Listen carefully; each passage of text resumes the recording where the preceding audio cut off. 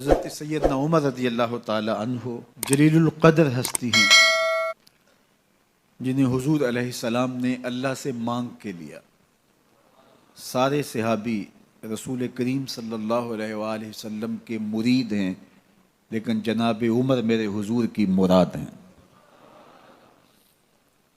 39 لوگ جب اسلام لا چکے، 39ویں شخص حضرت امیر حمزہ رضی اللہ تعالی عنہ تھے، اور ان کا ایمان لانا مسلمانوں کے لیے بہت بڑی ڈھارس اور بہت بڑے حوصلے کا سبب و ذریعہ بنا۔ تو میرے حضور نے ہاتھ اٹھا لیے، کہا اے اللہ، ایک شیر دیا ہے امیر حمزہ، ایک شیر اور عطا کر دے، اب تیری مرضی، عمر بن خطاب دے دے یا عمر بن حشام دے دے۔ حضور دعائیں مانگ رہے ہیں اور یہ ہاتھ میں تلوار لیے غیظ و غضب سے بھرے ہوئے گھر سے نکلتے ہیں کہ بانی اسلام کا چراغ ہی بجھا دینا ہے۔ راستے میں ایک صاحب ملے اور کہا کہ عمر، تیور کوئی اچھے نہیں لگتے، خیر تو ہے، کدھر جا رہے ہو؟ کہا چراغ اسلام بجھانے جا رہا ہوں، یہ روز کا مسئلہ ختم ہونے لگا ہے میرے ہاتھوں۔ مسکرا کے بولے گھر کی خبر تو لو۔ کہا میرے گھر کو کیا ہوا؟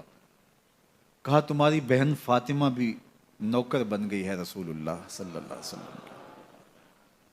غصے سے بھرے ہوئے اپنی بہن کے گھر کا رخ کرتے ہیں، اندر سے قرآن پڑھنے کی آواز آ رہی ہے، غصہ اور بڑھ جاتا ہے، دروازے کو زور زور سے کھٹکھٹاتے ہیں۔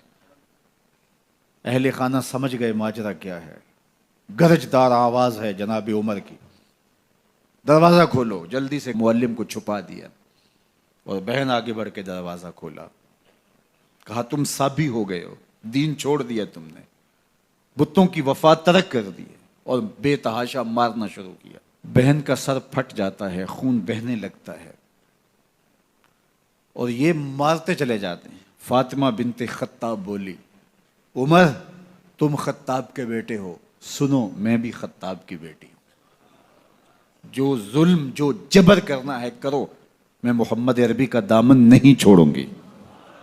سوچنے پہ مجبور ہو جاتے ہیں وہ کون سی طاقت ہے جس نے بجلیاں بھر دی اس کے اندر۔ کہا جو تم پڑھ رہے تھے مجھے بھی سنا سکتے ہو؟ کہا تمہیں غسل کرنا ہوگا۔ عمر اپنے بدن کو دھو رہے ہیں، میرا رب دل دھو رہا ہے۔ اتنے میں معلم بھی قرآن لے کر آ جاتے ہیں اور قرآن کی تلاوت ہونے لگتی ہے۔ طٰہٰ ما انزلنا علیک القرآن لتشقیٰ، 14ویں رات کے محبوب چاند، ہم نے قرآن اس لیے نازل تو نہیں کیا تھا کہ تم مشقت میں پڑ جاؤ۔ بے تاب ہو گئے، کہا عمر کی عمر برباد ہو گئی، مجھے لے چلو حضور کی چوکھٹ پہ۔ تلوار حمائل کی ہے، بہنوئی ساتھ ہیں،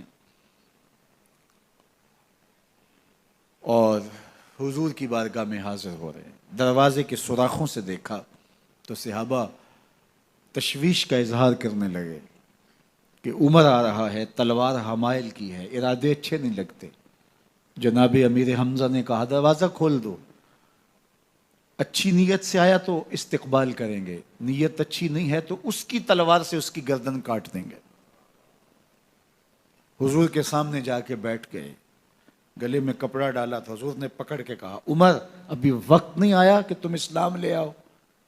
یہی وقت تھا عمر کے اسلام لانے کا، لبوں پہ کلمہ جاری ہو گیا۔ اللہ اکبر کی صدا اس زور سے گونجی کہ مکے کی گلیاں گونجنے لگیں۔ اسلام لانے کے بعد حضور سے پوچھتے ہیں حضور کیا ہم حق پر نہیں ہیں؟ فرمایا ہم حق پر ہیں۔ اللہ کا دین سچا نہیں ہے؟ کہا اللہ کا دین سچا ہے۔ آپ اللہ کے سچے نبی نہیں ہیں؟ فرمایا میں اللہ کا سچا نبی ہوں۔ تو کہا پھر ہم چھپ کے عبادت کیوں کریں؟ اب مسلمانوں کی 2 صفیں بنتی ہیں، ایک صف کی قیادت امیر حمزہ کرتے ہیں، دوسری صف کے آگے آگے عمر بن خطاب چلتے ہیں اور حضور درمیان میں ہیں، اور یہ ملکوتی قافلہ صحن حرم میں آ کے اعلانیہ عبادت کرتا ہے۔ حضرت عبداللہ ابن مسعود رضی اللہ تعالیٰ عنہ فرماتے ہیں عمر کا اسلام لانا اسلام کے لیے عزت کا سبب بنا، اسلام کے وقار کی علامت بن گیا۔ ایک ایک کے دروازے پہ جا کے دروازہ کھٹکھٹا کے کہتے ہیں، وہ تو اور خبر سننے کے لیے بے چین تھے کہ یہ بانی اسلام کی زندگی کا چراغ بجھانے گیا تھا، کوئی خبر لایا ہوگا۔ وہ کہتے ہیں آؤ عمر کدھر آئے ہو؟ کہا تمہیں بتانے آیا ہوں، کمزوروں سے پنجہ آزمائی کرتے رہے ہو، آؤ میرے سے بات کرو، میں محمد عربی کا نوکر بن گیا ہوں۔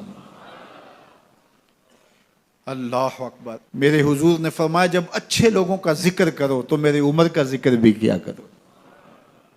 میرے عمر کی زبان پر حق بولتا ہے، سچ بولتا ہے۔ ان الشیطان یفر من ظل عمر، عمر کے سائے کو دیکھ کے شیطان بھاگتا ہے۔